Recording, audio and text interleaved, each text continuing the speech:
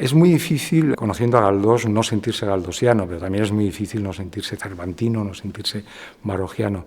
Quizás es mucho más sencillo lo de Galdós, porque Galdós es un escritor que no está tan alejado de nosotros como Cervantes y no tiene ese lado un poco nihilista y ríspido de Baroja. Galdós es enormemente jovial, engloba un poco a los dos, recoge todas las enseñanzas, toda la visión, toda la mirada de Cervantes y con el mismo humor.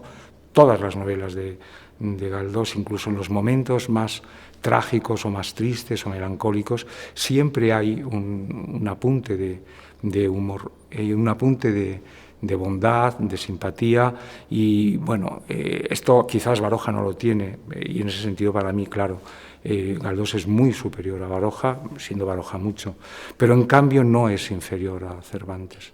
La línea del realismo español, de ese realismo español, en España siempre se ha dicho que era un país cervantista, por lo menos, o cervantino, perdón, en los escritores, ¿no? Pero no es verdad, porque la línea que ha triunfado en España, incluso popularmente entre la gente, es el barroquismo, es esa especie de mala uva, ¿no?, española, esa cosa de Quevedo, reírse él, que era cojo, de todos los cojos, ¿no? Y en cambio Cervantes, que era manco, lo último que haría sería reírse de un cojo, ¿no?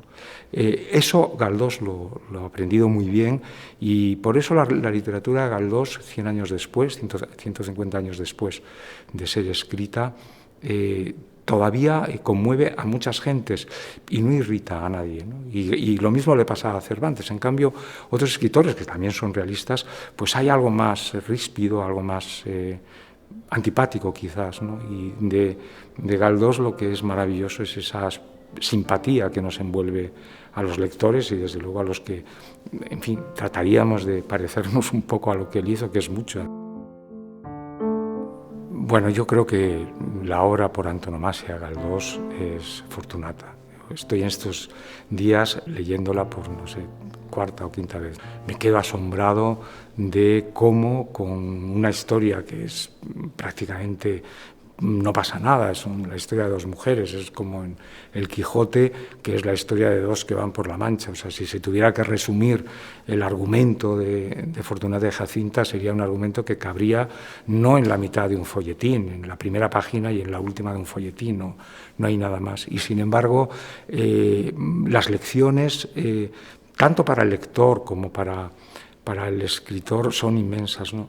Se le ha reprochado a Galdós que es un autor, un escritor omnisciente, que sabe todo de los personajes en todo momento, que sabe lo que piensa cada uno de ellos, que nos lo cuenta. Bueno, esto tiene dos ventajas, a mi modo de ver. Es una maravilla ser amigo de Dios porque te lo cuenta todo, y es el caso de Galdós.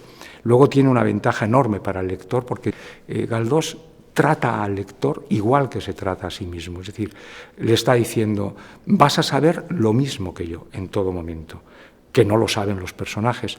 Pero luego tiene un punto de humor como escritor. Al final del segundo tomo, bueno, no tengo que ser spoiler, con los clásicos no se puede ser spoiler porque todo el mundo conoce el final. Don Quijote se muere, para aquellos que no lo han leído, y Odiseo llega a casa, o sea, es decir, que no pasa nada por conocer el final. Bueno, cuando Fortunata vuelve, como diría ella misma, a aliarse con el señorito de Santa Cruz, su marido, Maximiano, se le hace insoportable realmente. Y llega un momento en que ella está deseando, como diría Galdós, deseandito decirle que no le aguanta más y que se va con su amante. Y entonces él le pregunta, el marido, que está dolido, que está sospechoso, le pregunta, pero ¿por qué no me quieres decir nada? ¿Qué me ibas a decir? Entonces ella arranca, se queda en una frase, porque... y dice Galdós, no termina la frase, a saber cómo sería el final, eso solo Dios lo sabe. Que el propio Galdós se sitúe en este momento por debajo de sí mismo, como Dios, porque Él es Dios, Él sabe lo que estaba pensando solo que no quiere decirlo y nos lo dice de una manera elegante. Bueno, esto es lo que encuentro irrepetible. Incluso es un recurso que Cervantes no conocía, que Galdós lo conoce y que Galdós nos lo da, yo creo que en la literatura española, por primera vez de esta manera. Luego hay miles de virtudes en Galdós, es sumamente expresivo, lo es de una manera muy sencilla, las imágenes son fastuosas, hace greguerías muchísimo antes, 50 años antes que Ramón Gómez de la Serna, es modernísimo y, como digo siempre, con un punto de afabilidad, de jovialidad, de juventud. De mis obras, yo no sé cuál es la más galdosiana. Bueno, me remito a un comentario que me hizo una persona que para mí era sumamente importante, que era el pintor Ramón Gaya, que era muy galdosiano también, que hizo infinitos homenajes en sus pinturas a Galdós, a Fortunata, al mundo de Galdós. Cuando publiqué La Malandanza, me dijo un elogio que no puedo repetir, pero que tenía que ver con Galdós.